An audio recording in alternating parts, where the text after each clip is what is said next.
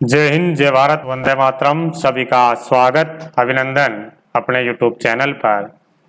हम पढ़ रहे हैं राजस्थान का इतिहास एवं संस्कृति के अंतर्गत राजस्थान का इतिहास एक परिचय में। आज वाली क्लास में हम पढ़ेंगे शाकंभरी क्षेत्र के चौहान वंश, शाकंभरी क्षेत्र का चौहान वंश और इस वंश के प्रतापी शासक।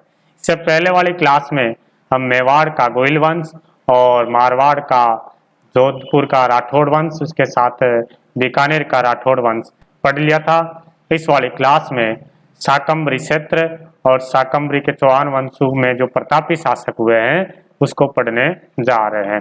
स्टार्ट करते हैं अपनी क्लास।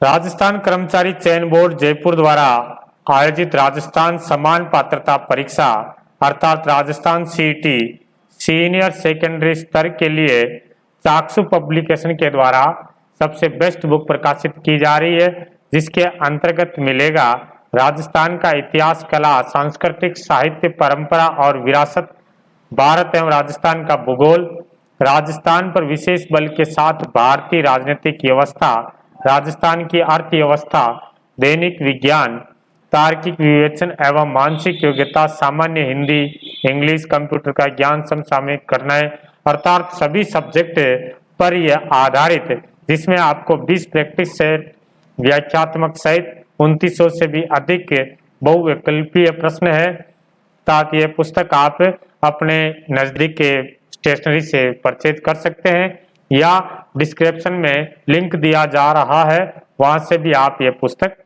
मंगा सकते हैं। यस, शाकंभरी का चौहान वंश, शाकंभरी का चौहान वंश और इस वंश के प्रतापी शासक, ये हम पढ़ने जा रहे हैं। चलो सबसे पहले बात करें कि शाकंभरी का चौहान बोलो, सांबर का चौहान बोलो, शाकंभरी, सांबर या सपाद लक्ष्य के चौहान बोलो। जो चौहान वंश आया तो सबसे पहले इन्होंने जो अधिकार किया, जिस क्षेत्र पर शासन किया, वो सांबर के आसपास का क्षेत्र, सांबर जो झील है, सांबर जो क्षेत्र है, उस सांबर झील के आसपास अपना आधिपत्य जमाया था। तो सांबर के जो क्षेत्र है, उस क्षेत्र को प्राचीन समय में शाकंभरी क्षेत्र कहा जाता है। ठीक है, और यहाँ पर ऐसा माना जाता है कि सांबर झील के उत्तर में 1.25 लाख गांवों का समूह था, तो उसको सपाद लक्ष्य के नाम से भी जाना जाता है। तो क्या क्या नाम हो गया है? शाकंभरी हो गया है, ये सांबर भी आ जाए तो भी वही है, सांबर हो जाएगा। फिर उसके बाद में हमने एक देखा था सांबर सपाद लक्ष्य हो गया, सपाद लक्ष्य का चौहान वंश है। फिर आगे चल करके इन्होंने राजधानी बना दी थी अजमेर क्षेत्र को, तो इनको अजमेर के चौहान वंश के नाम से भी जाना जाता है। तो ये तो हमने पढ़ा था, शाकंभरी का नाम देखा था, शाकंभरी का चौहान वंश है। ठीक है, चले बात करते हैं इस चौहान वंश, इस चौहान वंश की उत्पत्ति के विषय में बहुत विवाद है, अलग अलग विद्वानों का अलग अलग मत रहता है उत्पत्ति के संबंध में। वंशावली और ख्यातों ने इनकी उत्पत्ति जो है अग्निवंशीय, अग्निकुंड से माना है, अग्निवंशीय माना है। कई सारे जो विद्वान है, इनकी जो वंशावली लिखी गई है चौहानों की और ख्यात है, उनको इनमें अग्निवंशीय बताया। जैसे चंद्रप्रदायी ले लीजिए, चंद्रप्रदायी जी ने जो पृथ्वीराज रासो लिखा है, उन्होंने यहाँ तक बताया था कि ऋषि वशिष्ठी जी ने आबू पर्वत पर यज्ञ किया था। पहले 3 जातियां आई थी, जिसमें परमार, प्रतिहार और चालुक्य आए थे। फिर वो जब वो राक्षसों का दमन नहीं कर सके, तो फिर लास्ट में कौन सी जाति आई है? चौहान जो जाति है, उनकी उत्पत्ति हुई है, ऐसा बताने वाले थे इस ख्यातों में चंद्रप्रदायी है। फिर उनका और भी साथ दिया था। गौरीशंकर हीराचंद ओझा के विचार से ये सूर्यवंशीय क्षत्रिय थे। सूर्यवंशीय, चौहानों को सूर्यवंशीय जो क्षत्रिय बताने वाले हैं वो कौन है? तो हम बताएंगे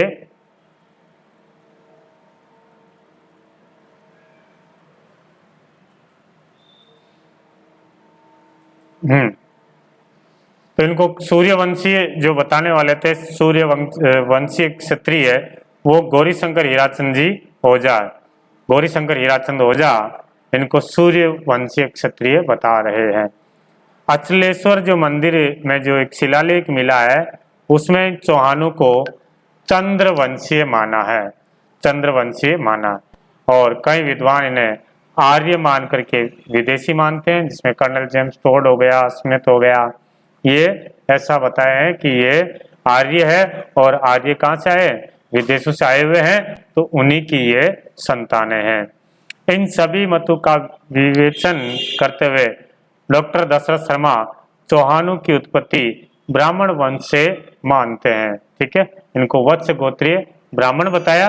बिजोलिया शिलालेख में, बिजोलिया एक शिलालेख है, उस शिलालेख में इनको बिजोलिया शिलालेख है भीलवाड़ा के अंदर है, जिसके अंदर चौहान वंश की जानकारी प्रदान की गई है। उसमें चौहानों को वत्स गोत्रीय ब्राह्मण बताया गया है। तो दशरथ शर्मा जी ने भी किताब लिखी थी द अर्ली चौहान डायनेस्टी, उसके अंदर इन चौहानों की उत्पत्ति ब्राह्मण वंश से मानते हैं।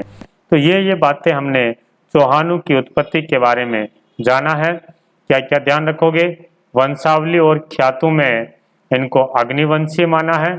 ठीक है, गौरीशंकर हीराचंद जी ओझा क्षत्रिय वंश, क्षत्रिय सूर्यवंशी क्षत्रिय मानते हैं इनको। और अचलेश्वर जो शिलालेख है, अचलेश्वर शिलालेख में इनको चंद्रवंशीय माना है। अचलेश्वर शिलालेख में इनको चंद्रवंशीय माना है। और बात करें कि कई विद्वान इनको, जिसमें कर्नल जेम्स टोड हो जाता है, स्मिथ हो जाता है, इनको विदेशी मानते हैं। और दशरथ शर्मा जी इनकी उत्पत्ति ब्राह्मण वंश से मानते हैं बिजोलिया शिलालेख के अनुसार है। ठीक है, ये तो हमने चौहानों की उत्पत्ति के बारे में मत देखा है। ठीक है, आगे बात करते हैं। नेक्स्ट शासकों की बात करें तो बिजोलिया शिलालेख के अनुसार, बिजोलिया शिलालेख के अनुसार सांबर झील का प्रवर्तक वासुदेव चौहान का आदि पुरुष था। वासुदेव चौहान चौहानों का आदि पुरुष था। ठीक है, तो चौहानों में जो पहला शासक आया है वो कौन था, वासुदेव चौहान है। ये बात कहाँ लिखी जा रही है, बिजोलिया शिलालेख में मिल रही है। और बिजोलिया शिलालेख कहाँ है, तो बिजोलिया शिलालेख भीलवाड़ा में है। और यहाँ से इसमें यह भी बात बताई गई है कि जो बिजोलिया शिलालेख है उसकी, बिजोलिया शिलालेख उसमें ये बात बताई है कि जो सांबर झील है, इस सांबर झील का निर्माण भी किसने करवाया था, वासुदेव चौहान ने किया था, जिसका समय 551 ईस्वी के लगभग माना जाता है कि सांबर जो चौहान वंश की जो स्थापना है, चौहान वंश की स्थापना कब हो रही है, 551 ईस्वी के लगभग हो रही है। चलिए आगे बात करते हैं। ये तो हो गया है वासुदेव चौहान जी के बारे में कि बिजोलिया शिलालेख में बताया गया है कि सांबर झील वासुदेव चौहान ने बनवाई थी, इसका निर्माण करवाया था। और ये चौहानों के आदि पुरुष है वासुदेव चौहान है। और चौहान वंश की स्थापना कब हो रही है, 551 ईस्वी में। प्रारंभ में चौहान गुर्जर प्रतिहारों के सामंत थे। शुरू में जो चौहान थे ये गुर्जर प्रतिहारों के सामंत थे, परंतु गुवक प्रथम, बहुत इंपॉर्टेंट लाइन है, ध्यान रखना, गुवक प्रथम ने गुर्जर प्रतिहारों की अधीनता से चौहानों को मुक्त करवाया। ठीक है, तो प्रश्न आएगा किस चौहान शासक ने चौहानों को गुर्जर प्रतिहारों की अधीनता से मुक्त करवाया था, तो हम बताएंगे गुवक प्रथम। गुवक प्रथम ने ये गुर्जर प्रतिहारों की अधीनता से चौहानों को मुक्त करवाया था। ठीक है, इसी का वंशज सामंत सांबर का शासक था, जो वत्स गोत्रीय ब्राह्मण वंश में पैदा हुआ था। और आगे बात करें कि वाकपति राज चौहान, वाकपति राज चौहान का, चौहानों का शक्तिशाली शासक हुआ वाकपति राज चौहान, जिसने प्रतिहारों को परास्त करके अपनी शक्ति का परिचय दिया था। कुवक प्रथम ने तो गुर्जर प्रतिहारों से चौहानों को मुक्त करवा दिया और फिर वाक प्रतिराज चौहान आया, इन्होंने प्रतिहारों को परास्त कर दिया था। फिर इसी वंश का एक शासक आता है विग्रहराज द्वितीय। विग्रहराज द्वितीय, विग्रहराज द्वितीय चौहानों का एक अन्य शक्तिशाली शासक था। 973 ईस्वी का हर्षनाथ लेख में इनकी विजयों का उल्लेख मिलता है विग्रहराज द्वितीय का। उन्होंने गुजरात के चालुक्य शासक मूलराज को परास्त किया था। मूलराज को परास्त किया। तो प्रश्न आ जाए कि चालुक्य, गुजरात के चालुक्य शासक मूलराज को परास्त करने वाला शासक कौन था? तो बताएंगे मूलराज पष्ट था। ये मूलराज पष्ट को पराजित किया था विग्रहराज द्वितीय ने। विग्रहराज द्वितीय ने पराजित किया था। ठीक है, जिसकी जानकारी कहाँ मिलती है? हर्षनाथ लेख में मिलती है। तो ये विग्रहराज द्वितीय में भी ध्यान रखना। फिर बंडोच में आशापुरा माता मंदिर का भी निर्माण करवाया था विग्रहराज द्वितीय ने विजय के उपलक्ष्य में। विग्रहराज द्वितीय के बाद में दुर्लभ राज और गोविंद तृतीय शासक बने हैं। पृथ्वीराज विजय नामक ग्रंथ है जो पृथ्वीराज चौहान के समय लिखी गई है। गोविंद तृतीय की उपाधि, ये उपाधि ध्यान रखना भाई, ये उपाधि कौन से चौहान वंशी शासक की है? वेरीगढ़ यानी शत्रु संहारक। वेरीगढ़ की उपाधि किसको प्राप्त है थी? तो वेरीगढ़ की उपाधि ये प्राप्त थी गोविंद तृतीय को। गोविंद तृतीय, वेरीगढ़ का मतलब है शत्रु संहारक, शत्रु संहारक। और ये जानकारी, ये उपाधि कहाँ मिलती है? पृथ्वीराज विजय नामक ग्रंथ के अंदर मिलती है। पृथ्वीराज ग्रंथ के अंदर। चले आगे। Okay sir. नेक्स्ट बात करें, फरिश्ता के अनुसार गोविंद तृतीय ने गजनी के शासक को मारवाड़ में आगे बढ़ने से रोका था। ठीक है, जो गजनी के शासक थे वो आगे आ रहे थे, वो आगे नहीं आने दिया, इनको वहीं रोक दिया था। इसीलिए इन्होंने वेरीगढ़ यानी शत्रु संहारक की उपाधि धारण की थी। ओके, हाँ, अब अगला जो शासक आ रहा है अजयराज चौहान।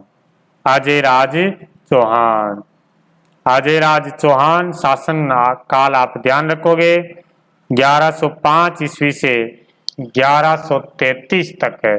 1105 से 1133 तक कौन रहते हैं शासक? अजयराज चौहान। अजयराज चौहान 1105 में शासक बना है। ये पूछ सकते हैं आपको, बिल्कुल इंपॉर्टेंट है कि अजयराज चौहान कब शासक बने हैं? 1105 ईस्वी में। और इस वंश का एक प्रतापी शासक हुआ। फिर उसके बाद में 1113 ईस्वी में अजय मेरू ने अजमेर नगर बसाया। अजमेर नगर कब बसाया है? 1113 में। उस समय इसका नाम अजय मेरू रखा गया। किसने बसाया? अजयराज चौहान ने। दूसरी बात ये ध्यान रखनी, चांदी और तांबे के इन्होंने सिक्के चलाए जो अजय प्रिय दम्भ कहलाए। प्रश्न आएगा कि किस शासक ने अजय प्रिय दम्भ नाम के सिक्के चलाए? अजय प्रिय दम्भ नाम के सिक्के चलाए हैं तो हम बताएंगे अजयराज चौहान ने चलाए हैं। श्री अजय प्रिय दम्भ नाम के सिक्के चलाए। कुछ मुद्राओं पर अपनी रानी सोमलवती का नाम भी अंकित मिलता है। कुछ सिक्कों पर इनकी रानी सोमलवती का नाम भी देखने को मिलता है।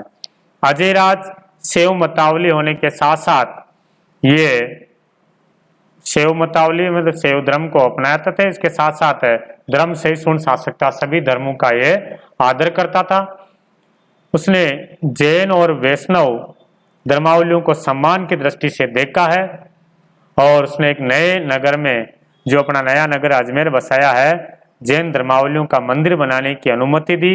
पार्श्वनाथ के मंदिर के लिए इन्होंने स्वर्ण कलश भी प्रदान किया था अजयराज जी चौहान ने।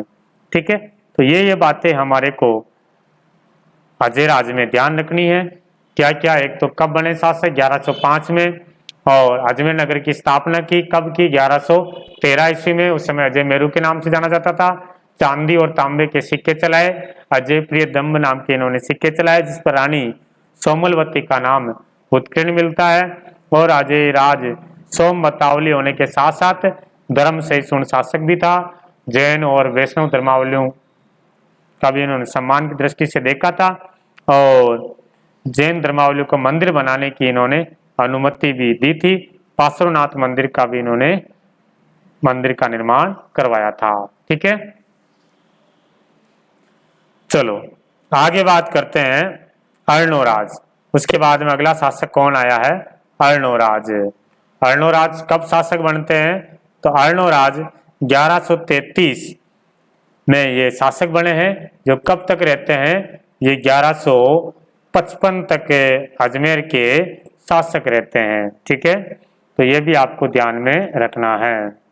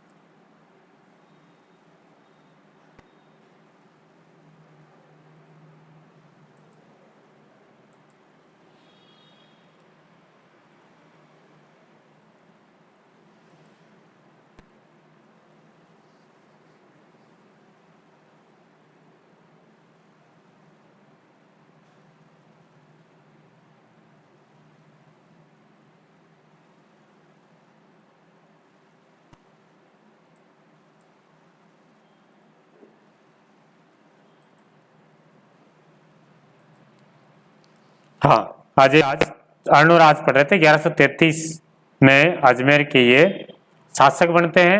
कब तक रहते हैं? 1155 ईस्वी में। अर्णोराज ने तुर्क और मालवों के शासकों को परास्त किया। तुर्कों और मालवा के शासकों को इन्होंने परास्त किया, मगर गुजरात का शासक कुमारपाल जो है, कुमारपाल चालुक्य से ये परास्त हो जाते हैं। देखो, गुजरात का जो पहले शासक था, इनसे कुमारपाल से तो अर्णोराज परास्त हो जाता है, लेकिन इससे पहले एक शासक था जय सिंह सिद्धराज। जय सिंह सिद्धराज जो चालुक्य शासक था गुजरात का, इनको अर्णोराज ने पराजित किया था। अर्णोराज ने जय सिंह सिद्धराज को पराजित किया था, जबकि चालुक्य शासक कुमारपाल ने अर्णोराज को पराजित किया था। तो प्रश्न आ जाए कि अर्णोराज को पराजित करने वाला चालुक्य शासक कौन था? तो क्या बताओगे? कुमारपाल। इन्होंने अजमेर में आना सागर झील का निर्माण करवाया है। आना सागर झील जो तुर्क आक्रमणकारियों को पराजित करके 1137 ईस्वी में बांडी नदी पर आना सागर झील बनवाई है। और पुष्कर में वरा मंदिर का निर्माण भी करवाया। पुष्कर में वरा मंदिर भी अर्णोराज चौहान जी बनाते हैं, जिसे बाद में जहांगीर ने तोड़ दिया था। ठीक है, अर्णोराज शैव मत को मानने वाला था, किंतु अन्य धर्मावलियों के प्रति सहिष्णुता की इनमें भावना थी। उसने अजमेर में खतरगच के अनुयायियों के लिए भूमि दान किया था। खतरगच के अनुयायियों के लिए भूमि दान किया था। ये चीज भी इम्पोर्टेंट है कि देवबोध और धर्मबोध उनके समय, देवबोध और धर्मघोष इनके समय प्रखंड विद्वान थे। तो प्रश्न आएगा देवबोध और धर्मघोष ये किनके समय दरबारी कवि थे या विद्वान थे, किनके दरबार में थे? तो हम बताएंगे अर्णोराज। वैसे तो चालुक्यों के हाथों पराजय से कुछ मान हानि उठानी पड़ी, फिर भी गजनवियों को परास्त कर और मालवा हरियाणा अभियानों के नेतृत्व कर इस वंश के प्रभुत्व को इन्होंने घटने नहीं दिया है। पहले चालुक्यों को हरा दिया था एक बार, कुमारपाल इनको हरा दिया था, बट जो इन्होंने गजनवियों को परास्त किया, मालवा हरियाणा में जो अभियान किया था, आज भी अर्णोराज का नाम जाना जाता है। चौहानों को शक्तिशाली में जाना जाता है। फिर इसके बाद में अर्णोराज जी, आना जी के बाद में शासक बने हैं विग्रहराज चतुर्थ। या बिसलदेव चौहान। ओके, 1158 में बनते हैं। 1155 में अर्णोराज की मृत्यु हो जाती है। जगदेव ने उनकी हत्या कर दी थी, उनका ही बेटा, जिनको चौहानों में पितरंता कहा जाता है। तो कुछ समय के लिए वो रहता है, बाद में अगला जो शासक बन जाता है वो कौन बनता है? विग्रहराज चतुर्थ या बिसलदेव चौहान। विग्रहराज ने तोमरों को पराजित कर दिल्ली पर अधिकार कर लिया। तोमरों को किसको पराजित किया था? तो तोमरों को पराजित करके दिल्ली पर अधिकार कर लिया, और दिल्ली पर अधिकार करने वाला चौहान वंश का पहला शासक हुआ है। तो यहां से भी इंपॉर्टेंट लाइन बनती है कि किस चौहान शासक ने सबसे पहले दिल्ली पर अधिकार किया? तो हम बताएंगे विग्रहराज चतुर्थ। विग्रहराज चतुर्थ ने सबसे पहले दिल्ली पर अधिकार किया। गजनी के जो शासक था, गजनी का शासक खुसरू शाह को भी परास्त किया है, और जयानक भट्ट ने इनको कवि बांधव की उपाधि दी है। ठीक है, इनके दरबार में कई सारे, ये खुद कवि थे, विद्वान थे, और विद्वानों को आश्रय देते थे, इसलिए इनको कवि बांधव की उपाधि मिली हुई है। और कवि बांधव की उपाधि किसने दी थी? जयानक भट्ट ने। पृथ्वीराज विजय के अंदर इनको कवि बांधव की उपाधि दी है। विग्रहराज ने हरिकेली और उनके दरबारी कवि सोमदेव ने, विग्रहराज ने खुद ने संस्कृत भाषा में हरिकेली नाटक लिखा है, और इनका जो दरबारी कवि है सोमदेव ने ललित विग्रहराज नाटक की रचना की है। तो ललित विग्रहराज की रचना किसने की है? सोमदेव ने। किसके दरबार में? बिसलदेव चौहान या विग्रहराज चतुर्थ ने। इसने अजमेर में एक संस्कृत पाठशाला बनवाया, ठीक है, जिसमें हरिकेली नाटक की कुछ पंक्तियां लिखी हुई है। जो अजमेर में संस्कृत पाठशाला है, मूल रूप से यहाँ पर एक संस्कृत पाठशाला बनवाया था, जिस पर आज भी हरिकेली नाटक की कुछ पंक्तियां लिखी हुई है। बाद में कुतुबुद्दीन ऐबक ने इसको तोड़ करके 2.5 दिन का झोंपड़ा का रूप दे दिया था। तो 2.5 दिन का जो झोंपड़ा भी बना हुआ है, वहां पर मूल रूप से एक संस्कृत पाठशाला था, और उस पाठशाला की स्थापना किसके द्वारा की गई है? तो विग्रहराज चतुर्थ के द्वारा की जाती है। विग्रहराज चतुर्थ ने बिसलपुर बसा करके बिसलपुर झील का निर्माण करवाया है। बिसलपुर झील का निर्माण करवाया है। ठीक है, ये किनकी बात चल रही है? विग्रहराज चतुर्थ जी की बात चल रही है। विग्रहराज चतुर्थ के मूल्यांकन में डॉक्टर दशरथ शर्मा लिखते हैं कि उनकी महत्ता निर्विवाद है, क्योंकि एक सेनाध्यक्ष के साथ साथ एक विजेता, साहित्य का संरक्षक है, अच्छा कवि है, सूझबूझ वाला निर्माता रहा है।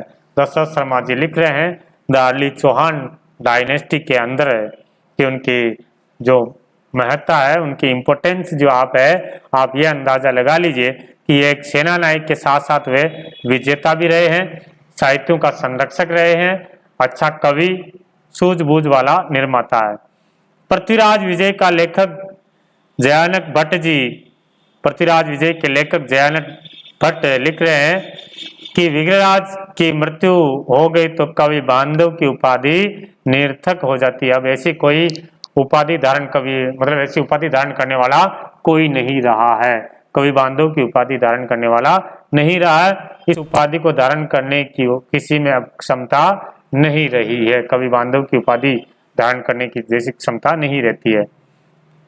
सोमदेव तो विग्रहराज को वीरों में ही नहीं वरन विद्वानों में भी अग्रणी मानता था।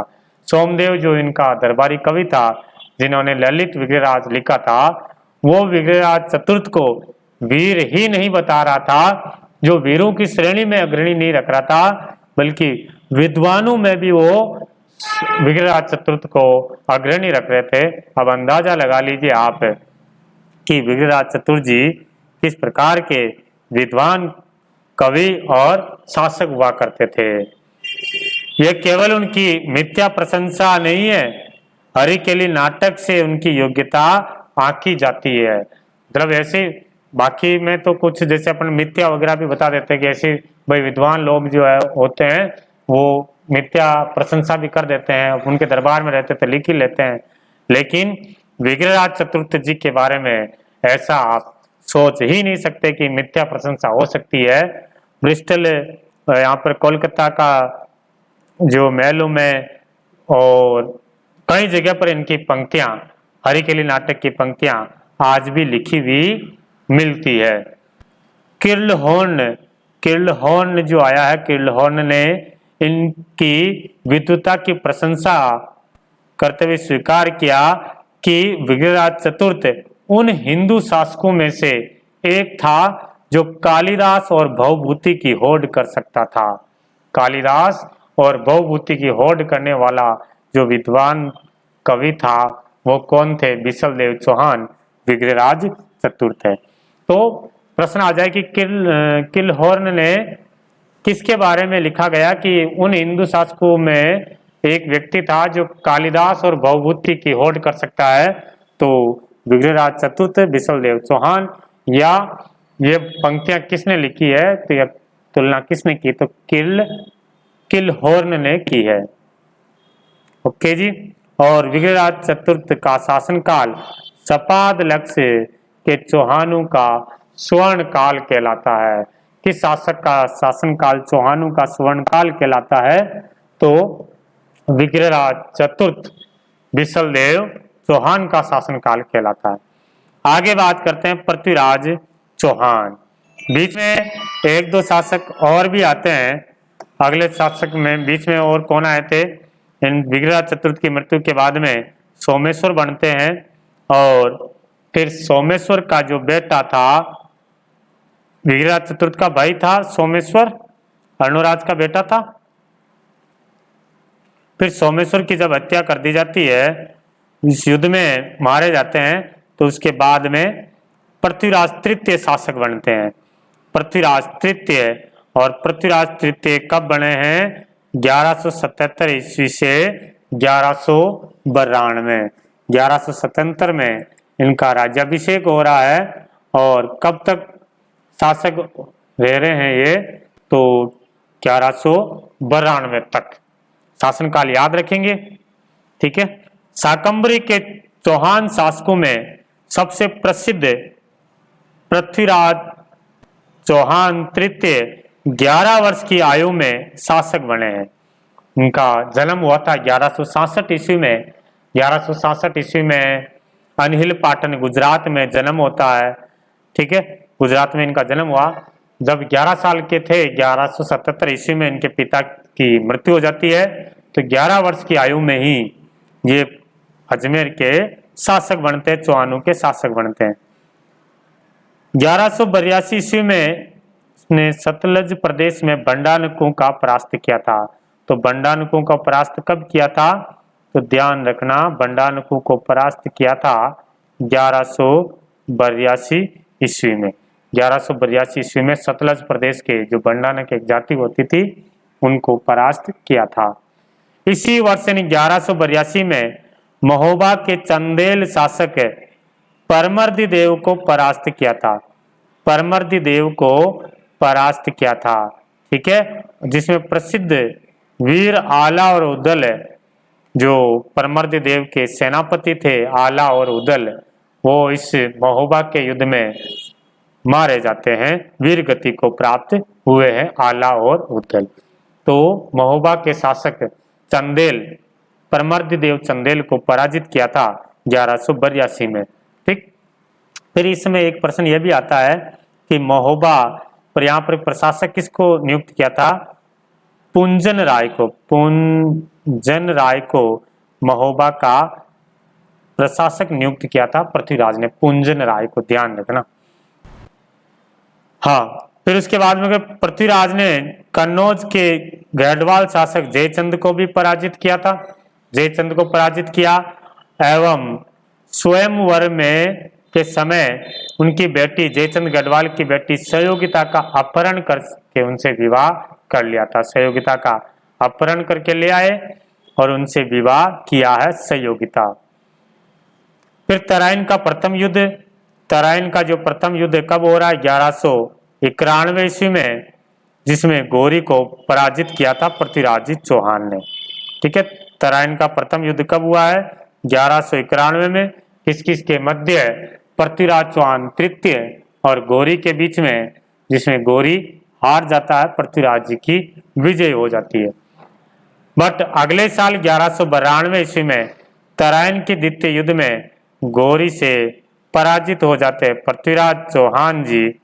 कि पहला जो युद्ध था जिसमें गौरी वापस भाग जाता है और उनको भागने दिया है, यह पृथ्वीराज जी की एक बहुत बड़ी भूल मानी जाती है और भारत की, पृथ्वीराज जी की नहीं, भारत की एक सबसे बड़ी भूल मानी गई थी कि तराइन के प्रथम युद्ध में गौरी जब हार जाता है तो उनको भागने दिया है, उस पर पीछा नहीं किया है, वार नहीं किया है, जिससे चौहान राज्य का पतन हो जाता है और एक गौरवशाली और शक्तिशाली चौहान वंश यहाँ पर समाप्त हो रहा है और भारत में तुर्की शासन की स्थापना हो जाती है तराइन के द्वितीय युद्ध के बाद में। तो तराइन का जो द्वितीय युद्ध है 1192 में लड़ा गया, यह भारत के इतिहास में एक निर्णायक युद्ध होता है और इस युद्ध के बाद में भारत में एक मुस्लिम साम्राज्य की स्थापना होती है, तुर्क साम्राज्य की स्थापना हो रही है, जो आगे चल करके 1857 की क्रांति तक दिल्ली पर किन का शासन रहता है? मुस्लिम साम्राज्य का शासन रहता है। चलिए, पृथ्वीराज तृतीय वीर, विद्यानुरागी और गुणीजनों का सम्मान करने वाला शासक था। पृथ्वीराज विजय के रचयिता जयानक और पृथ्वीराज रासो का लेखक चंद्रवरदाई पृथ्वीराज जी के दरबार में शोभायमान बढ़ाते थे। सहयोगिता स्वयंवर की जो कथा की बात करें तो कन्नौज के शासक जयचंद ने राजसूय यज्ञ किया था और अपनी पुत्री सहयोगिता के विवाह के लिए स्वयंवर का आयोजन किया था, जिसमें पृथ्वीराज को छोड़ करके कई राजा महाराजाओं को आमंत्रित किया था। इतना ही नहीं, पृथ्वीराज जी को अपमान करने के लिए जयचंद ने स्वयंवर स्थल के बाहर द्वारपाल के रूप में पृथ्वीराज की मूर्ति वहां पर रख दी गई है। सहयोगिता एवं पृथ्वीराज जब एक दूसरे को मन से चाहते थे, प्रेम करते थे, आते सहयोगिता वरमाला को लेकर के एक एक राजा महाराजा को देखती हुई आगे बढ़ती रही और पृथ्वीराज को न पाकर मन ही मन में बड़ी दुखी थी। पहले देखती रही कि आगे पृथ्वीराज जी मिलेगा मिलेगा, लेकिन जब पृथ्वीराज जी नहीं मिले तो बहुत दुखी हुई। किंतु जब वह दरवाजे तक पहुंची तो द्वारपाल के रूप में मूर्ति, प्रेमी की मूर्ति उनको नजर आती है। द्वार पर पृथ्वीराज जी की जब मूर्ति उनको नजर आती है तो उसने सहयोगिता को वहां से अपने साथ लेकर के कहाँ थे, माला, वहां पर मूर्ति नजर आई तो माला उस मूर्ति के गले में डाल दी। उस समय पृथ्वीराज जी भी वहां पहुंच जाते हैं, माला डालते वो पहुंच जाते हैं और उसने सहयोगिता को वहां से अपने साथ लेकर के अजमेर को प्रस्थान हो जाते हैं। चौहान शासकों ने गढ़वालों को उनका पीछा करने से रोका। अजमेर पहुंच करके पृथ्वीराज ने सहयोगिता से विवाह कर लेते हैं। इस पर इस घटना से जयचंद्र और पृथ्वीराज के बीच में शत्रुता बढ़ जाती है और कहा जाता है कि गौरी ने जो पृथ्वीराज पर आक्रमण करने के लिए बुलाया था, वो किसने बुलाया था? इस जयचंद गढ़वाल ने ही बुलाया था। ओके, अब सहयोगिता की जो कथा ऐतिहासिकता देखें तो इस कथा की सत्यता एवं ऐतिहासिकता के संबंध में इतिहासकार एक मत नहीं है।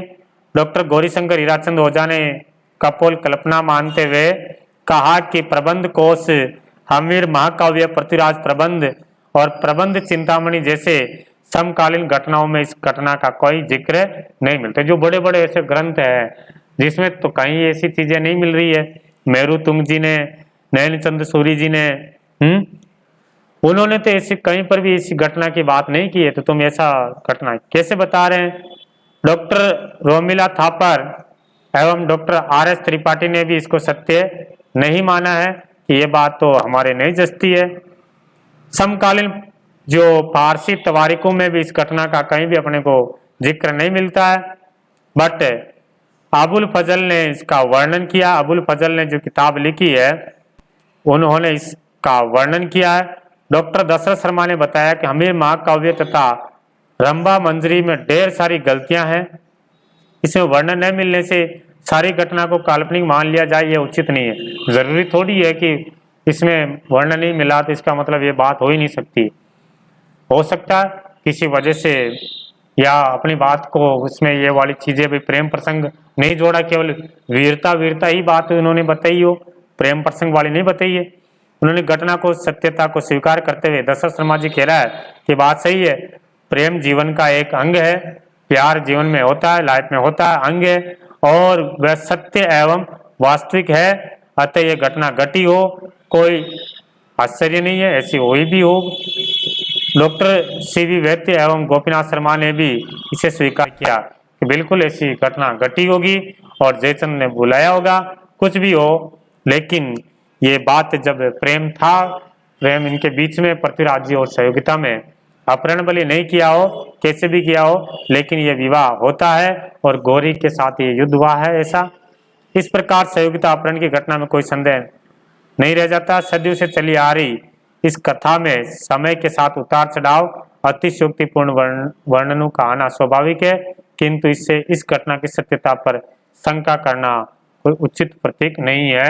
ये घटना घटी है, वास्तव में घटी है, ऐसा बता रहे हैं। ठीक है, तो ये हमने देखा था शाकंभरी के चौहान वंश। अगले वीडियो में हम जालोर के चौहान वंश, रणथंभौर के चौहान, जालोर के चौहान वंश, और उसके बाद हमें शाकंभरी का तो कंप्लीट हो गया, आमेर का कच्छा वंश को पढ़ेंगे। और लास्ट 1-2 क्लास के अंतर्गत ये पूरी जो पहला पार्ट है कंप्लीट हो जाएगा, और उसी के साथ राजस्थान का इतिहास और कला संस्कृति भी हमारी हो जाएगी कंप्लीट।